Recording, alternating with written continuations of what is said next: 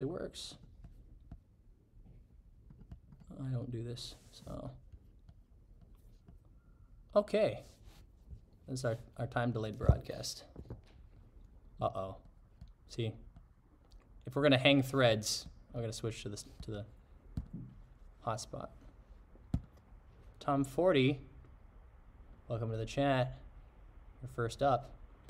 I have no setup on this whatsoever, so I just learned how to use the basics of OBS. So I guess now, it's really distracting to watch yourself time delayed, by the way, so Right. probably should just remove that. Yeah, I'd rather not see that. Do we want to see anything? Should probably have just put that on there, but it's fine. Yeah. Yeah.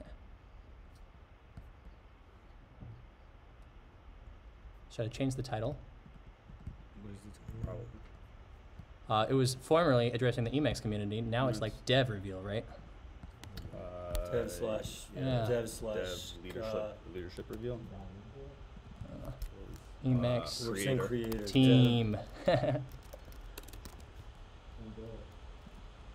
This is how you can tell this is not marketing, guys. This is raw. All right, so we got to be able to.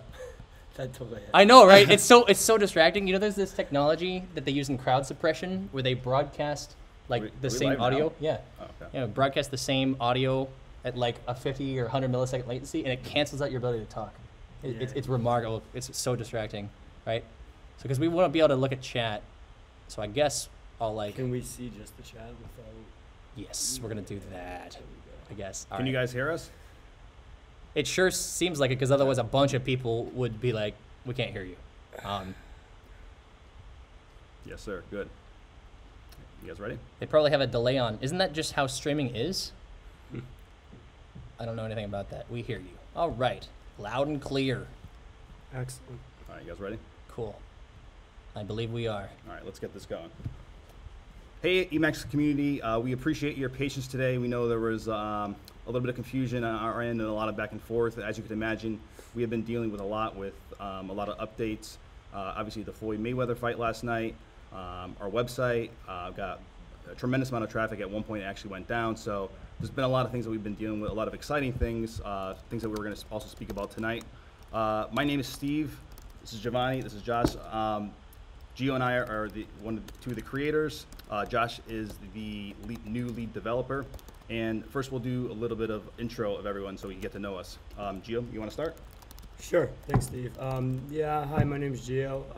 I come from the hedge fund space. I've had some significant experience just structuring nuanced securitizations and financing arrangements. Have been involved in the crypto community for a few years, and kind of had this crossover, had this opportunity to develop what we think is absolutely groundbreaking and really continue to lead this community into something that we think is going to be special and have real sustainability. And that's kind of my background here. I'll pass it off to Josh. What's up, guys? Josh James here. I got involved with these guys like Thursday afternoon. I've been involved in the crypto space since like 2010, 2011, so like about as early as it can get. Got a lot of experience in venture, done a lot of different development work in the process of looking to fund a bunch of different DeFi technologies and companies in the space. So linking up with these guys was fantastic. Obviously, we've had a lot to address and a lot of different mechanics. So I've done my best to inject myself in ideally the least abrasive way. I know it's been pretty disruptive. And these guys have been awesome. Asked me a ton of really strong, detailed questions. Hey, Yamis. Yeah, so that's me. I'm just here to fill some technical guidance and lend some organizational clarity. And once again, my name is Steve. I've been an entrepreneur and business owner for the last 20 years. My specialties revolve around business development, strategy, marketing, brand development.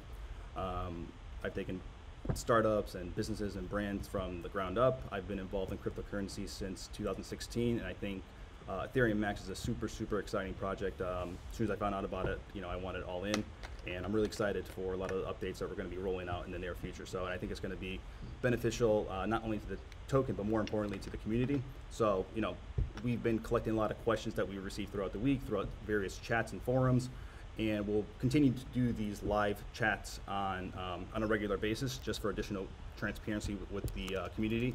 We're not sure of the platform it'll be, because this is our first one, but what I could tell you, like we do with our token, we'll continue to improve upon it. So the first question from the community was actually from earlier this week. So there was a lot of concern that Emacs would not make it past this weekend. People thought they were going to sell off a lot. There was going to be a lot of spikes. So this one's probably for you, Giovanni. What are your thoughts on after the Mayweather fight? How do you think it impacted not only the community, but how do you think it's going to impact Emacs in the future? Yeah, no, great question, Steve.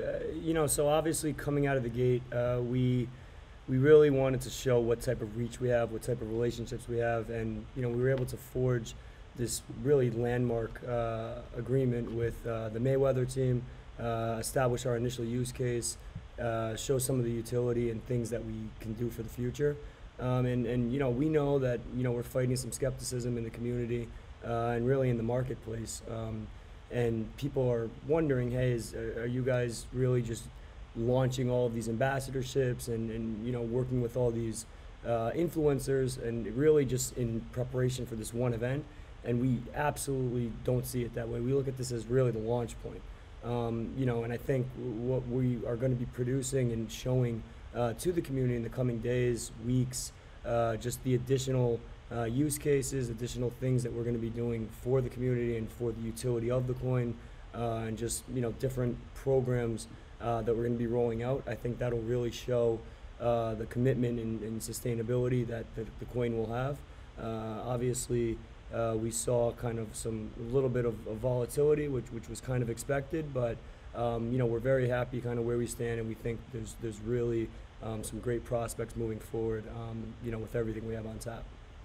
Yeah, I can't agree more. I mean, a lot of people thought that the coin was going to go down almost to zero, but if the one thing that the token continues to prove is that it's really resilient, similar to its community. So I think I speak for our team that we're really excited that it was more or less stable, not from an extremely volatile standpoint. So overall, we're extremely excited with the outcome of the Mayweather fight.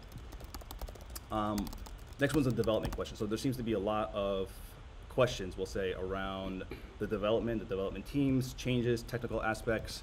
So Josh, I was hoping you could provide clarity as it relates to the development team, what changes are expected, why those happen, and what we can look forward to in the future.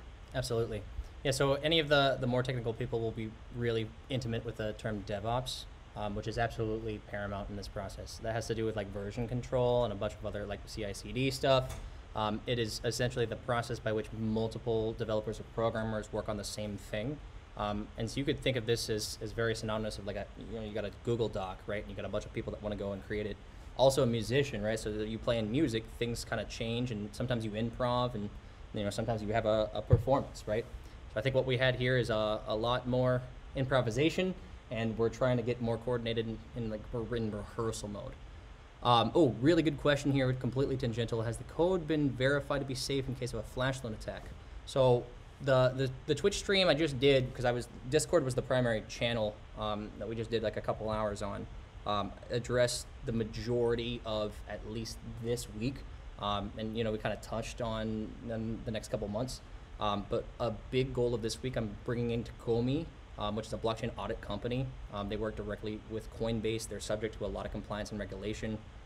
We have just an enormous amount of depth as far as a bunch of the validations. And so to address that question and any other safety mechanism, stability, vulnerability, that audit is going to be really significant in giving us like a foundation. Obviously, I'm bringing in another couple developers to start implementing some of these different features.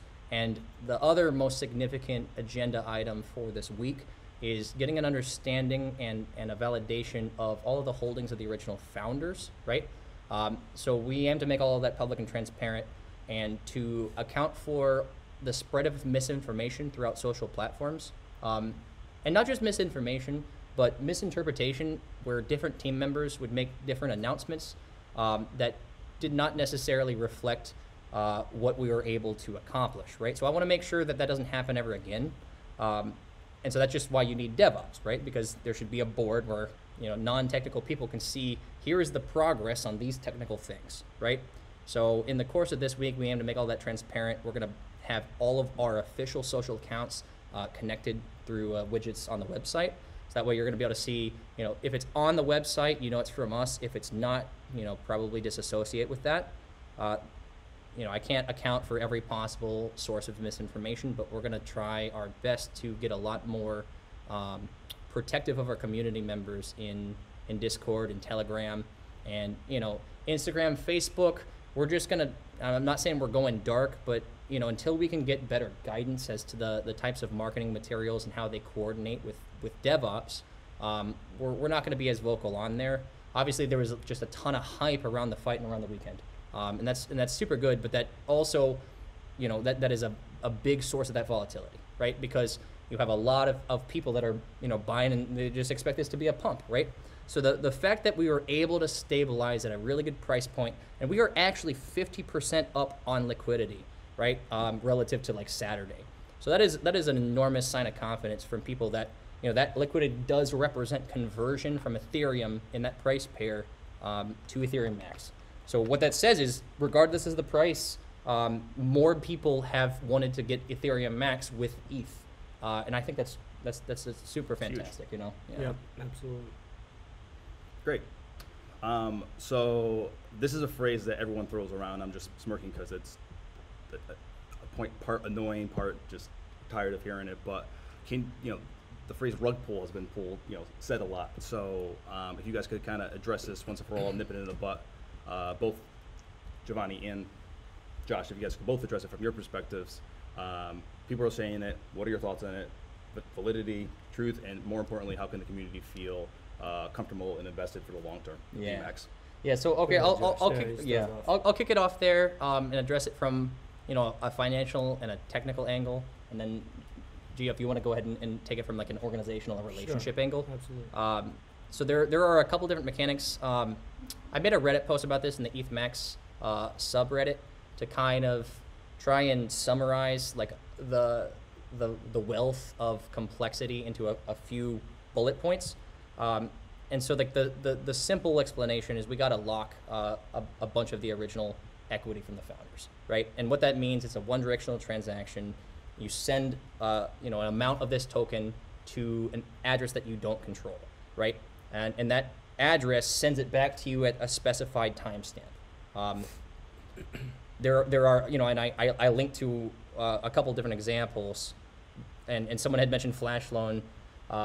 There are potential protocol changes given how fast things are updated and versioned in the space that make it like just really worrisome, especially for a lot of the non-technical investors. Because what you're saying is, hey, you're putting it somewhere else and you can't get to it, and then, you know, you hope it comes back, right? So we want to make sure that like the process of the audit gives all of the investors confidence in doing that, and then that lock will also be a public announcement. So you're going to know, hey, all of these founders have this much, and they've said for at least 3 months, we're not touching it, and we can't touch it, and you can verify that, right? So that's, you know, a combination of the technical and the financial, right? Can you explain a little bit how it's like physically impossible to even touch it once it's locked? Yeah, it is a one-directional transaction, right? So that's like burn is really similar. Burn as a mechanic is you set it, you know, to a dead wallet, right? Which means that when you publish that address, you publish that wallet, and you can renounce ownership. So once again, this is something that, you know, more technical people can verify and audit. Also, it seems as though we've just lost lighting. It's right there. It's right. Yep. It's right there to the right. Oh, over more. Right. So Doesn't get any more real than this. from And we're back. And we're back. Okay. yeah. Even So up- even you know, up higher would be good. from a functional perspective, right? It is not technically challenging to do that, but once again, there's a lot of operational and relationship mechanics about making that lock happen, right? So all that does is it says, here's our vote of confidence, but you know, there are, you know, a lot of concerns about, hey, what happens if something goes wrong, right?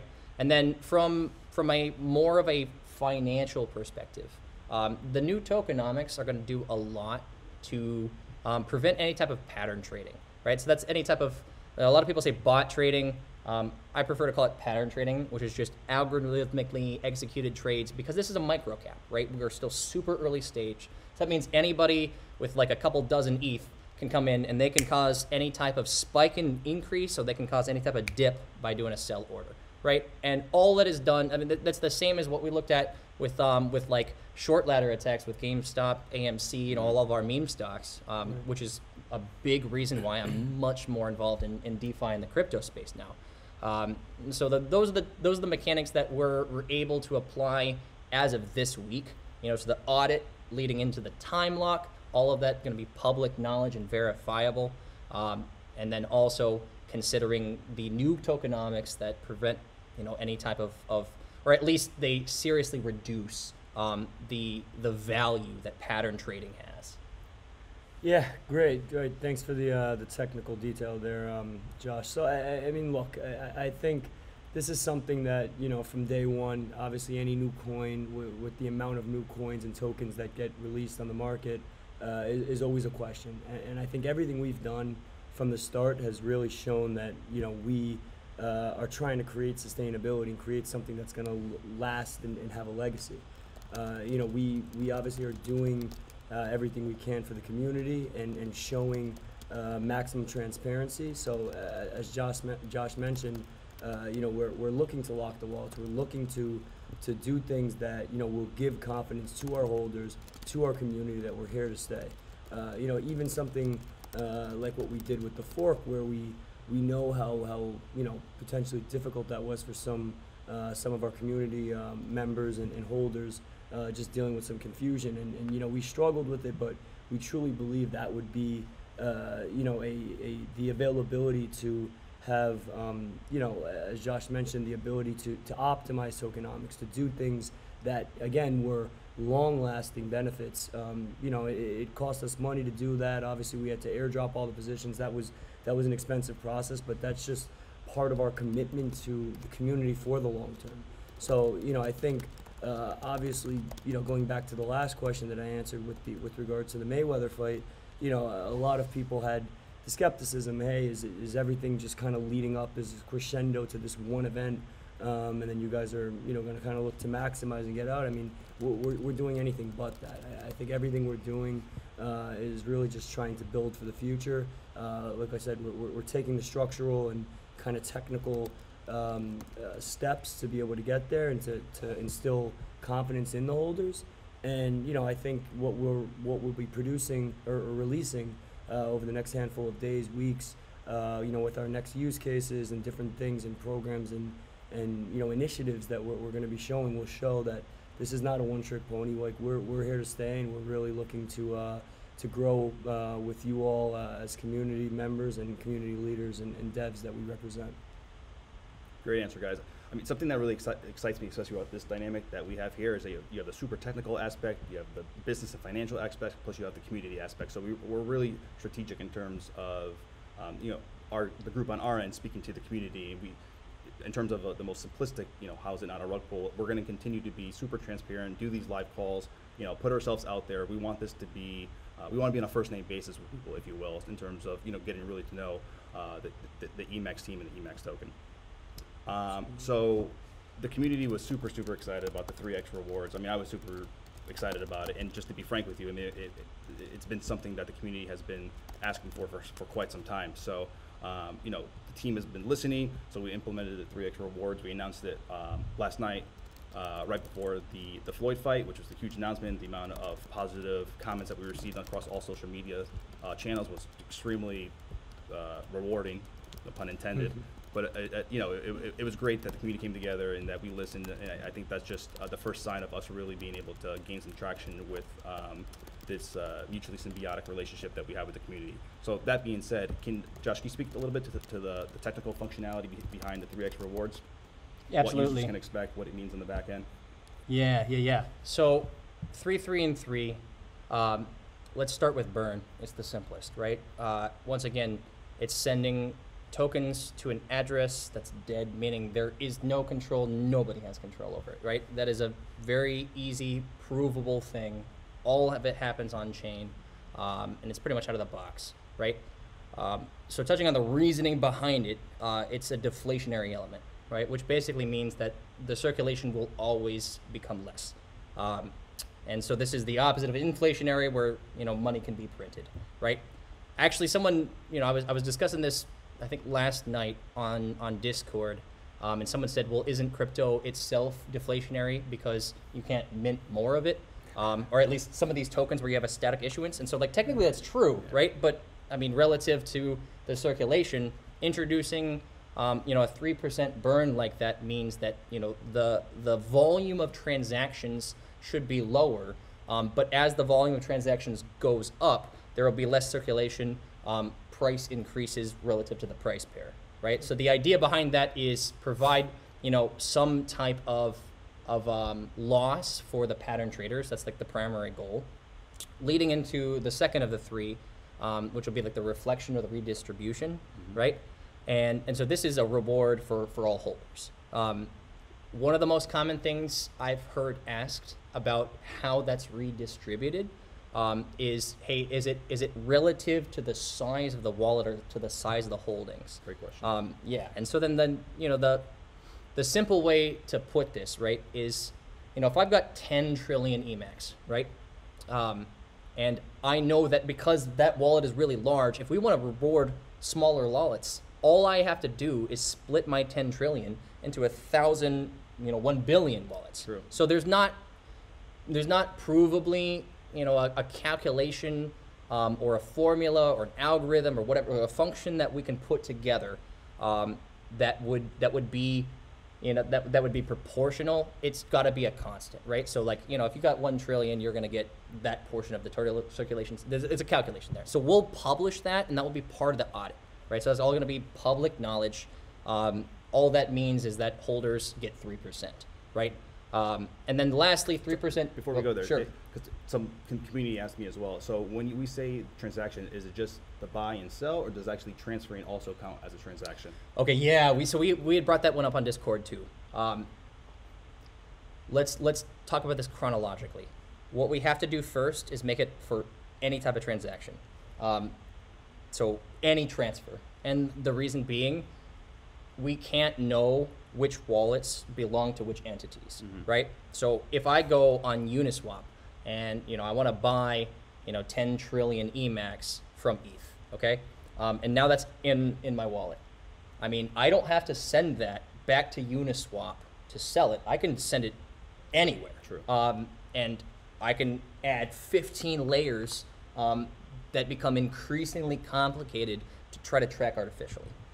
So what we have to do as the first step is apply this ubiquitously. You know, it has to be to any transfer, any transaction, and that's pretty significant, right? Because that means that, you know, that's also part of the reason everyone was like, hey, let's put this in before the fight. And I was like, guys, you know, we have to start with you apply to everything, and that means, you know, if we want to offer like community rewards, right? Like, because there's just been so much passion and so much activity on each of these different channels. You know, we want to reward a lot of the people that have been the bedrocks on those platforms, right?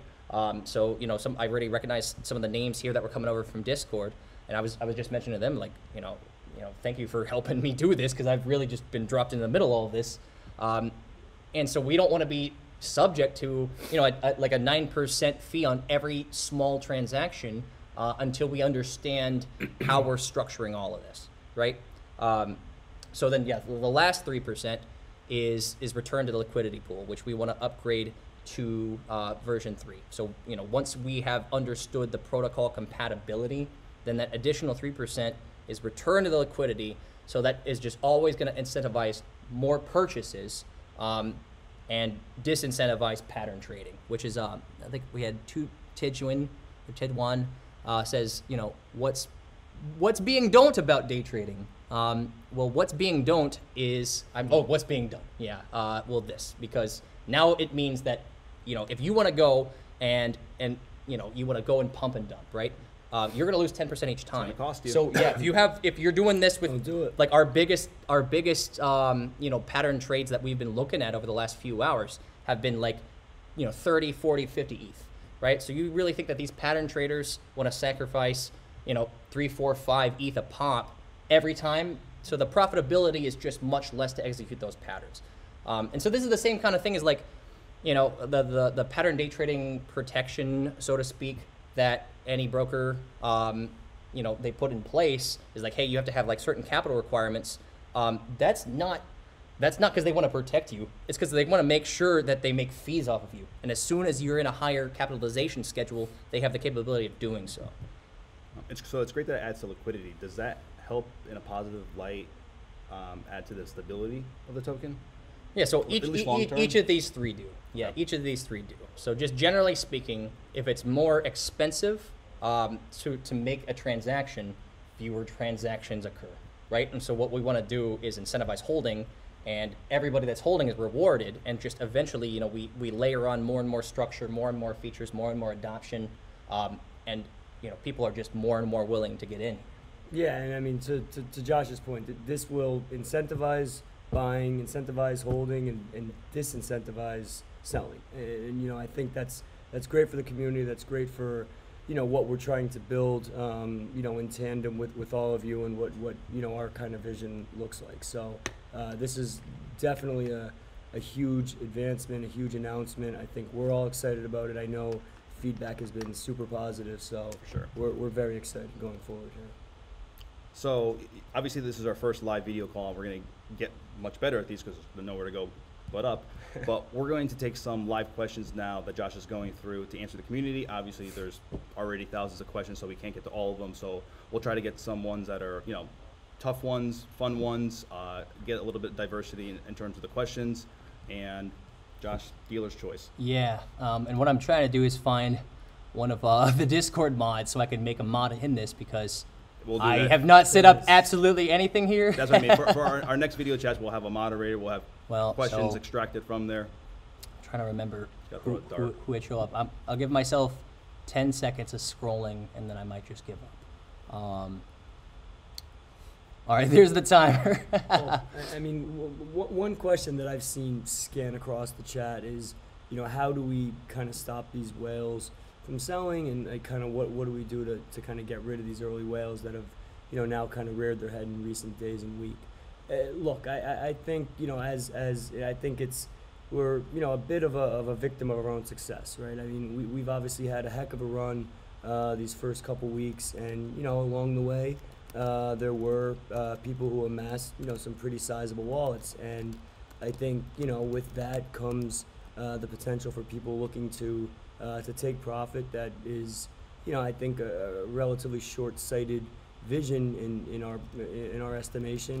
We think this is a long race, and I think people they have a 3-inch vision in a marathon, but obviously that's going to happen over time. And I think what we can do as a community is really just look to pad our own wallets in those situations where there is a dip.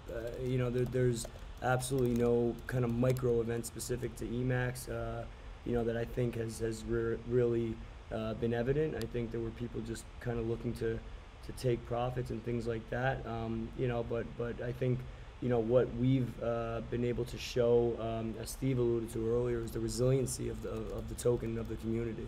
We know we had a turbulent Thursday, but after what we saw happen, and the way I think everybody bounced back in the community and actually ended up prior to one of these larger whales selling off, it was actually remarkable.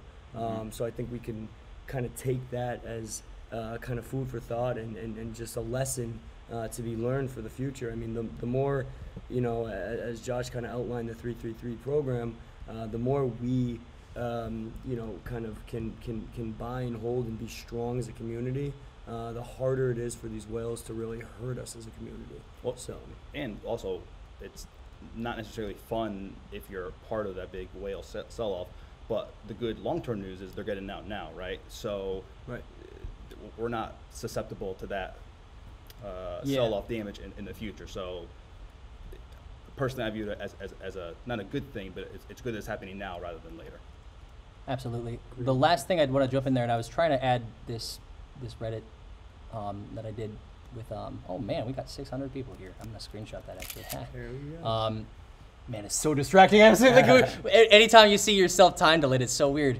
So I wrote this Reddit post. Guys, if you could help me out by dropping that link in the chat, that's going to address all of the most common mechanics and fundamentals here that I've done my best to kind of summarize in a couple bullets here. But strong speculation that I have upon like preliminary analysis of all of the transactions early on is that like these guys, they listed on Uniswap, and there are all kinds of bots that just listen and look for new listings on Uniswap, right? And so what they're looking for are people that don't have experience, that are vulnerable. And so like if you're sourcing capital to add to like the ETH pair liquidity from a bunch of different investors, and those investors are, maybe not the most coordinated and technical. So then that accrual of ETH and the ETH pair might take a little bit longer, right? And so then in that period of time, these pattern bots can see, hey, it looks like these guys are trying to start a token. Looks like they're trying to add ETH to the liquidity pool. Let's go and buy as much as we possibly can because it looks like they're trying, right? And so then they make all of those calculations. Those are the same agents and bots that execute these other pattern trades. So it would not surprise me in the slightest if a significant amount of the sell-off wasn't anybody even in our network, but probably a collection of the adversaries that got in super early at super low prices, expected this to pump, sold off at some of those peaks, simulated a bunch of this major price action, and we've made it through, right? So I think there is going to be a fair amount of irony in the future when like we simultaneously prevent them from doing pattern trading, or at least make it unprofitable to do so, and at 10x's, not financial advice. A lot of pissed off bots. You're saying. Oh yeah, Absolutely. I don't know. Is it possible? I modded Phoenix and I forgot your island. I know you got a different Vanez or whatever your Discord handle was. Is it possible for you guys to pin questions for me? Otherwise, I'm seeing a bunch of stuff going in here, in and out. Let's scroll up a little. Tom says, how can the top wallet, this looks good, how can the top wallet only be receiving transactions upward of 10 trillion coins and only transfer to other dev wallets? Can you guys help me deconstruct that question? I'm having trouble understanding that question. So, I mean, I guess what I can try to kind of decipher from that is, that top, I guess, top founder wallet, I believe, the only activity in it is going to be the original purchase or the airdrops post fork. There were some transfers out solely to the marketing wallet, as we've discussed and as we kind of gave guidance to the community on. But yeah, that's really the only activity there. That's going to be one of the wallets that will be locked, as we discussed. But yeah, I mean, if there's anything else you're looking for there, Tom, please let us know. But that's kind of the activity there. Yeah, I got one from Bird's Head here, which actually looks really good. This is a great implementation question. Is there a workaround for the 9% when dealing with vendors, clubs, tickets? Otherwise, the 9% will be inhibiting.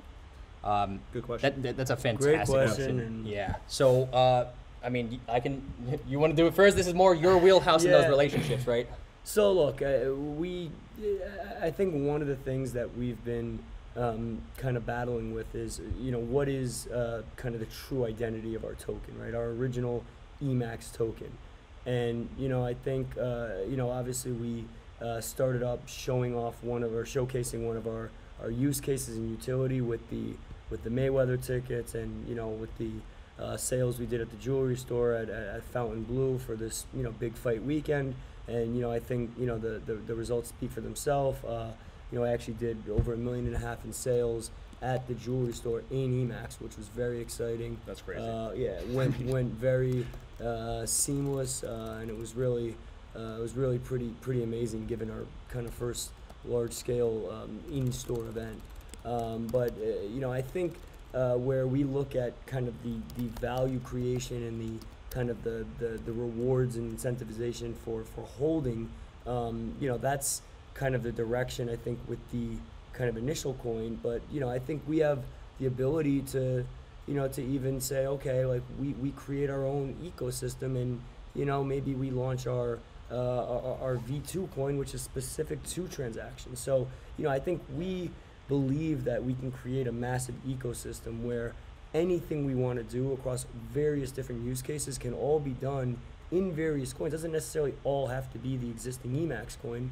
You may get a piece of the new, let's call it Emacs Pay coin or whatever we're going to call it, with the original Emacs holding, and we can optimize the Pay coin to be a stable coin where you don't have the fees that we have on the regular Emacs coin, and we can optimize the tokenomics on the original Emacs coin more for buying and holding. So I think we have a maximum amount of versatility in this whole ecosystem, and kind of our own environment where we're going to have the ability to have mixed use across different platforms. So we're very excited about it. We're going through a lot of different kind of gyrations and different options, and I think that's part of I know the community on the roadmap was a little less than enthused about not having actual concrete details in there, and some things were a little bit broad. But I think this is exactly the reason But part why. of that was intentional. And part of it was intentional because, look, we burst onto the scene, and we obviously forged and showed you guys the type of relationships we can kind of put in place, and the amazing partnerships and JVs that we've been able to establish in such a short period of time. I mean, And sorry, that's a great point. I mean, we are 3 weeks young. I mean, people sometimes talk about Emacs as if we're like forget. 6 months, 6 years. It's crazy. I mean, Mayweather. I mean, all the posts. I mean, Mayweather, Kim it's Kardashian. 3 weeks. I mean, You can't grow a tomato in 3 weeks. The list goes on and on. But I think the point I was getting at is look, like our reach is just getting started, and the use case and utility is expanding really by the day as we continue to have conversations with potential partners, and as we kind of build out our team. And Josh kind of coming aboard has been amazing, and there's been so much collaboration from a creativity perspective, along with our other partners and other external relationships that we've been forging. So I think the point is that there is so much to come. We have maximum amount of flexibility and optimization for all the different projects we want to do. So great question, obviously on the 9%, that would likely be prohibitive, but I think we will absolutely have fixes and optimization in future transacting that we won't have to deal with some of those issues. Yeah. Is it safe to say that it's not our immediate focus, the transaction aspect? Yeah. Not immediately. And again, I think just high level from a conceptual perspective, I think we wanted to show that we can be a transacting coin, and we can establish those relationships and have. And I think we've been able to do it in a responsible way where all Emacs either being purchased or used remains in the Emacs ecosystem, which is obviously very important for the volatility and price.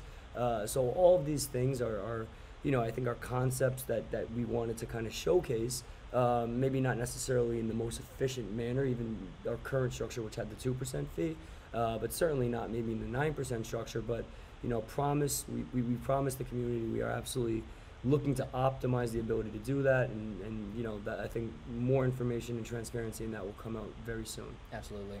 One more thing to in support of all of that, like everything is about trade-offs, right? All of life is trade-offs because it's opportunity costs, and this is really exemplified in programming. So things must be one way or another, and so you can only optimize for certain paths, and what we're optimizing for right now is stability. So by definition, the same patterns with the same mechanisms and tokenomics that we're deploying here to prevent that type of pattern activity are not as like supportive of quick spontaneous transactions and merchant processing. But if you think about the fact that like a credit card company is going to charge 3% for all of those transactions, and that's a closed loop. That's not public. That's not blockchain. There is also the possibility of supplementing that with some type of like merchant processing fee. But regardless, our short-term actions are all dedicated to like finding some stability here, because there's just been so much momentum and we weren't able to solve for it so quickly, right? Give and take. Yeah. That's it. But that's also listening to the community, because the community wants: reward, stability. Yep. So Exactly. This is a good one. Oh, and it just disappeared. But there were several different questions about listing on a major exchange, and I think I wanna take that one over. So, I have, and I've gone through the listing process with both Binance and Coinbase, and even the process of showing up on something like just like a display like CoinMarketCap or CoinGecko or something. Each of these, they have their own processes. And as the company or the projects like Coinbase are more and more institutional and regulated, you have more and more layers of compliance, regulation, and things that you would just have to follow. And obviously, the things that we're putting in place this week, like the audit, with a company that has a first-party relationship with Coinbase, I'm just gonna say they set us up to be able to do so, right? But you got to also recognize that if we are in those discussions, we could not say anything, right? Mm-hmm. So, and then just there's multiple mechanics behind the scenes there. So that I'm gonna stop myself from saying anything else. I mean, but these applications are just unbelievably involved, and I think that's another asset that Josh brings to the table. It just from a technical aspect, the back-end aspect, the business aspect, the applications are extensive, and we have a team dedicated to filling out these applications and dealing with the exchanges in terms of trying to expedite the process. But one thing that I do want to say is that we're more so focused on doing it right and doing it fast. Yeah. That's a great point, Steve. I mean, obviously, believe me, everything we do, we really want to lower the barrier for entry to get into this community, and we've heard all the complaints, and we understand that the Uniswap, which is the majority of users that are and holders that are entering through that entry point, is difficult. There's a lot of steps, and it's confusing, and there's all kinds of settings that need to be inputted. So we've heard the community on that. We are doing everything in our power, and I can assure you that there's also certain applications and technology we're looking to implement even on our website, which will I think shortcut that a little bit and just allow maybe even less technologically savvy individuals to join the community. So we're doing everything we can in the interim while working with these larger exchanges to kind of get moving forward on those applications. And as Josh mentioned, it's a process. We're still in day 21, 22 here of the coin, or of the token in the community. But we can assure you we're working hard on the exchanges. We know that's what the community wants, and believe me, we want to deliver it more than anything. 100%. InstaRes says, I own a real estate brokerage. What do we need to do in order to get on board with accepting Emacs as a form of payment and paying it out to agents? I'm just going to say, check back in a month. And there are many firms that provide that type of bridge, There's, to my understanding, there's actually already an agency in Florida that is doing it. Yeah, so those things exist, and the fact that you can transact through eMax and Uniswap, you just got to layer it on, right? So the more you layer on, the more interoperability there is, and there's a lot of pieces.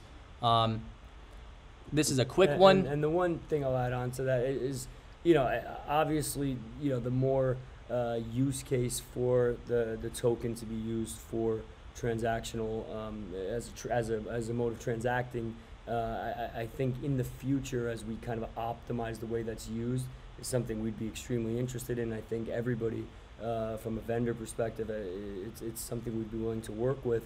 But the one thing that we're cognizant of is, as I mentioned, really just we're very cognizant that new Emacs that is either that a current holder is paying with or is entering into via an exchange is remaining within the ecosystem. I mean, what we want to really eliminate and avoid is all kinds of price volatility from new Emacs being created and added in and then being taken out for conversions back. So I think we all have to just be cognizant of this point. But I think it's something that with time, as we kind of optimize our structure and our whole ecosystem, that we'll be able to work with a lot more vendors and it'll become much more widely spread and used. Yeah. Good point. And if you think about the cadence of conversation that we're having now, a lot of our focus is on the rewards and stability, which is super important, which is going to carve a great pathway for the future in terms of all these other use cases and utilities we want to utilize. So everything that we're doing now is very strategic and very intentional.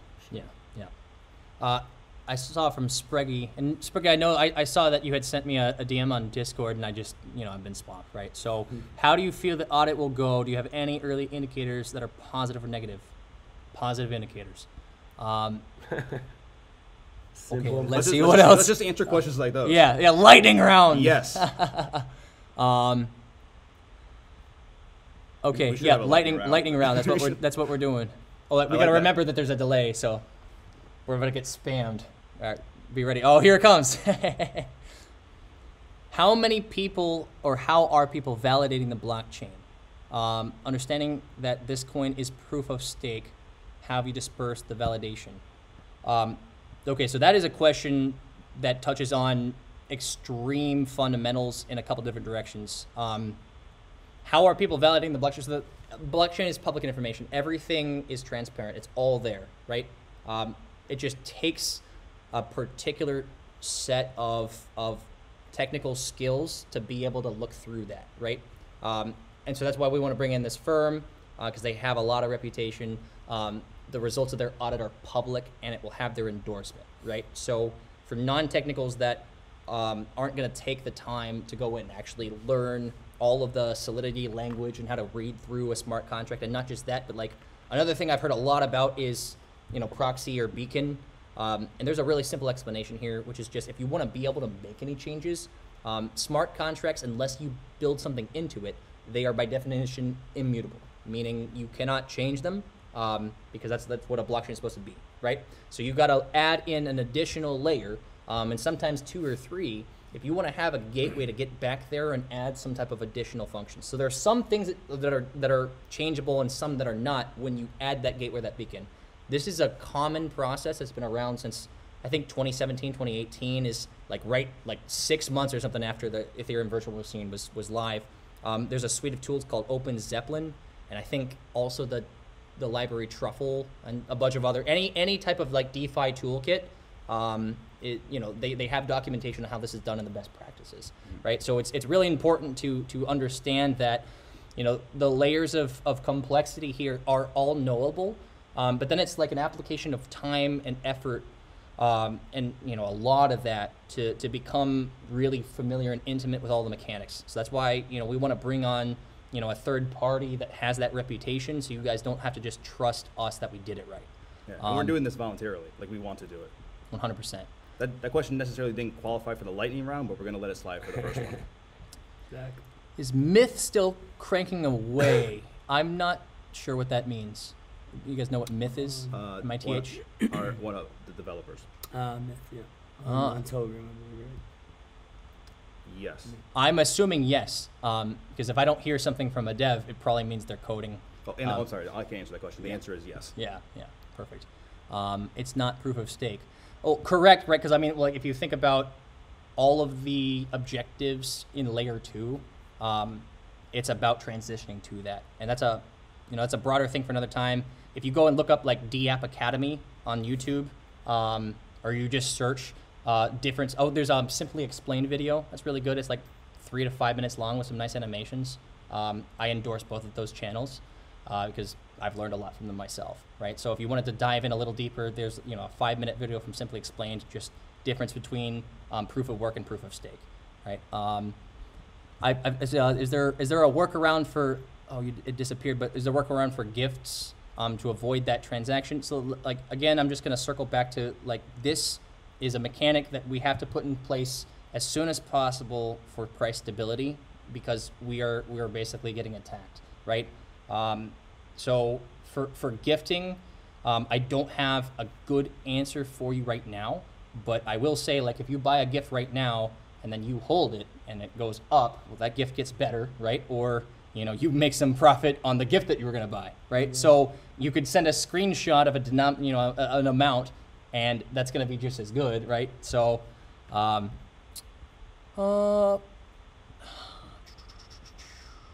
see. Please clarify for the guys that called Mayweather photoshopped that we aren't CGI robots. How can you know that?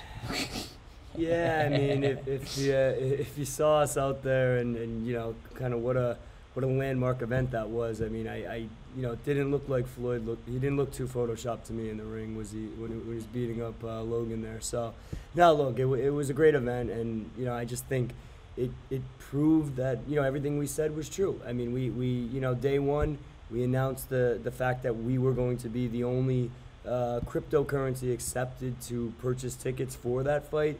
We were told by fan mail at the time that it was not true. It was photoshopped. It was fake. It wasn't a real deal, and we proved them wrong. And you know, I think a lot of people never thought the shorts would be worn. A lot of people never thought Floyd would endorse it. You know, wear the hat, wear our shirt, and you know, you saw at the Bitcoin conference. You saw you know, everything he did at the fight, the press conference, and you know, and we have some real goodies to come, I think, as add-ons from that fight. So stand by on that. But yeah, I think it was. I think that was a pretty great event, and it really showed that, you know, all of the haters, so to speak, couldn't really get through to us there. Yeah, T. Gannon. What is the next big step that we are working on? The audit, the time locks of the founder equity. And then following that, the implementation of the 333. 3X. Yeah. So you know, those are the audit and the time locks are things that we gotta put in place, you know, before we implement that, because we gotta understand, you know, we gotta run some basically like models or simulations. You know, got some strong data scientist people backing us here that we're gonna run some simulations on to make sure that you know, we test everything before we put it out, so we don't lock up half or however much and it, you know, gets lost. You know, because that would be kind of awful. When is the white paper released? I'm pretty confident that immediately following the audit, we should be armed with the tools to draft that. So let's just say, like, if not this week, next week. Yeah, and just to give them, there's already a couple pages written. Right. I mean, you got to recognize that so many people use white paper to just refer to explanation. And in the end, if you go and you dive into the details of any smart contract, there are even tools, I think, sold to you. That's a modeling language. Anyway, there's some tools out there that will basically translate certain contracts into like readable language, into English, basically. And it's called Unified Modeling Language or Universal Modeling Language, something like that. And so then, like, a lot of the white papers out there are just marketing fluff, and that's become. Like, white paper in crypto right now sounds to me like brand ambassador, right? Where it's just like, it's a thing that people say because it sounds like it's useful or like significant, and it's really just kind of been like, you know, because this is coming from something that, like, you know, in like 2010, 2011, I read like the original Bitcoin white paper, right? And that's what a white paper is. You know, it's full of stuff that, like, you don't understand, right? And I think that a lot of the white paper, anyway, I'm gonna get off track. I'm agreeing with you. It's almost like a verb now. We're almost coming up an hour, so let's pick the next. How about what's your handicap? Yeah, I heard I looked like a golfer here. That was the look I was going for, so I'm glad I achieved that. We'll pick 3 more questions. Yeah, sounds good. Is Mayweather's hair photoshopped? What was that, hair? Are the original founders still involved? This is really important. Yes. Absolutely. All of them, Yeah, and that's what we're trying to consolidate here. Yeah, for sure. Yeah. I mean, everyone's involved, so explicit. Yeah. What's the relationship moving forward with Russ, Davis, and Mayweather? That's your realm. Russ, Davis, and Mayweather. You know, I think Russ, early investor, you know, and I think Floyd just kind of wanted to give him a shout out. But yeah, I think that's that. Yeah. So we're doing, I guess we'll do, like, you know, maybe not 3, but like quick lightning. So we'll let's say wrap it up in 4 minutes on the hour, or on the half hour. That'd be perfect. You know, we addressed this early. I'll repeat again. Anything on the immediate horizon for a mainstream exchange, it's a thing that we work on that is absolutely, like, it is all of the most complex things about working with a traditional financial set of organizations, right? So, I mean, Coinbase IPO'd. And by the way, not financial advice, extremely overvalued. None of this is financial advice. Yeah, exactly, right? Not a lawyer. Like, I'm just a guy. I don't know how to give financial advice. Let's see. Hey, thank you. You guys have been awesome, by the way. Like, this has been actually, like, Very really, interactive, really, yeah. really Yeah, a lot of useful positive. commentary here. All of this has been Yeah. very like productive and Yeah. supportive, Great. not spam. You know, the things that I heard about Telegram, I don't use Telegram, but so I'm happy. One thing we could ask help of the community is there's been a lot of scamming going on lately, like an exponential amount. Yeah. If you could just help guide fellow community members just to the right channels, the right ways, that would be really appreciative. There's just honestly a lot of jerks out there trying to scam good people, and you know, we can only do so much from our messaging and our outreach. So however the community can help would be really appreciated there. Yeah, and one of the things that, you know, I made this announcement, you know, on Discord. What we're planning to do is like we're gonna have like a couple all hands with like our Telegram team and our Discord team, and you know, our other social teams, and we're gonna get a lot more strict about the guidance for how we're putting stuff out there.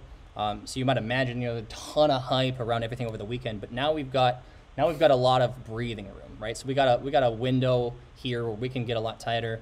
What I want to make sure is that like we're going to increase the ratio of like signal to noise, and we're also, you know, going to be doing a couple widgets on the website that link to our social, right? So if you ever are questioning, hey, is this coming from an official source, you'll be able to validate that pretty quickly on the Go site. to the website. Yeah. Absolutely. How long does the audit take to be completed? That is a question I posed to their team, and obviously their answer is it depends, right? My expectation, based off of everything I know about this space, it should be able to occur inside of this week. Once again, I'm really trying to be explicit about not giving concretes because I don't want us to like not meet deadlines in the way that's kind of been the trend. But you know, I'm pretty confident this week, and once again, if not this week, next week. You see a question from Mystic there from Telegram? I think there was. Oh, this one disappeared. More recent. White. Not this one, right? No. We answered this one. My company started accepting Emacs. Explain to everyone how big it will be when tons of small, medium businesses begin doing this, even large corporations.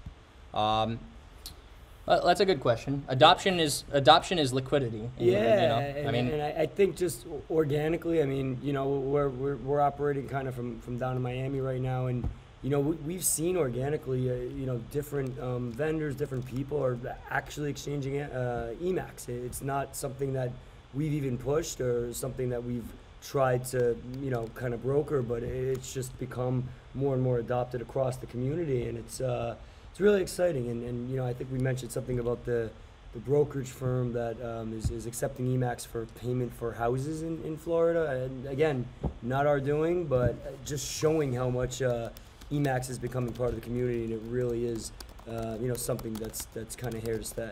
Yeah, because some of the payment things we've come across is even it's community driven. Like they've decided upon themselves to accept Emacs as a form of payment. So Yeah. that's super rewarding. I mean, I think you can buy Jordans now in Emacs, so check it out. Nice. I'm about to convert all of mine to a closet full of Jordans. Okay, so we said we had one more. Anticipating putting a cap on circulation supply. That is a natural byproduct of the tokenomics we're instituting. Ginger John, we've addressed this a couple times, bruh. Joey, thank you. Nice hat, Gio, obviously. I was drunk and accidentally sent Emacs to the dev's wallet. I don't know if we could ever prove it. Can I get an Emacs hat, please? Oh, I think you were the dude that showed up in the Discord. DM me on Discord, bro. Are the developers and the team members going to post their addresses? That's part of what we're doing with the time lock, and also what, you know, a byproduct of the audit.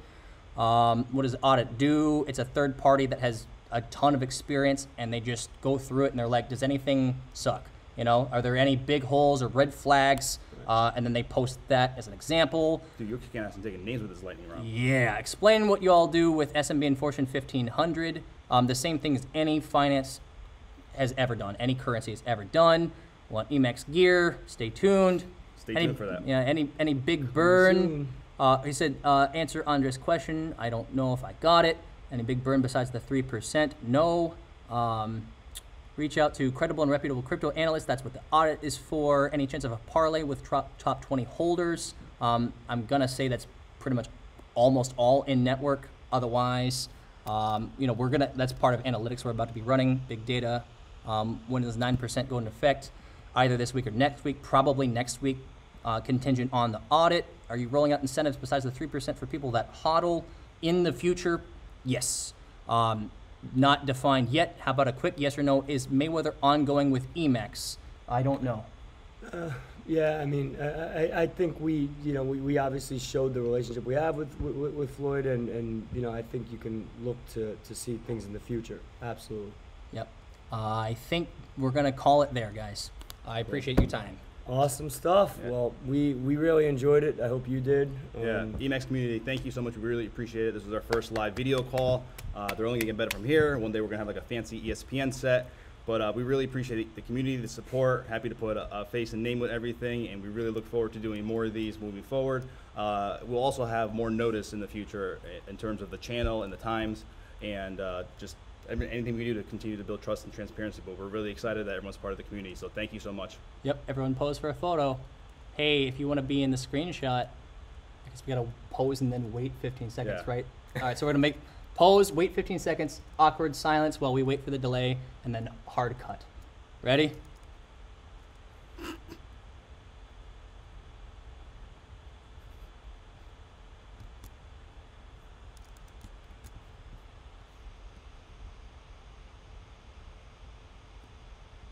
That's good All enough. silence.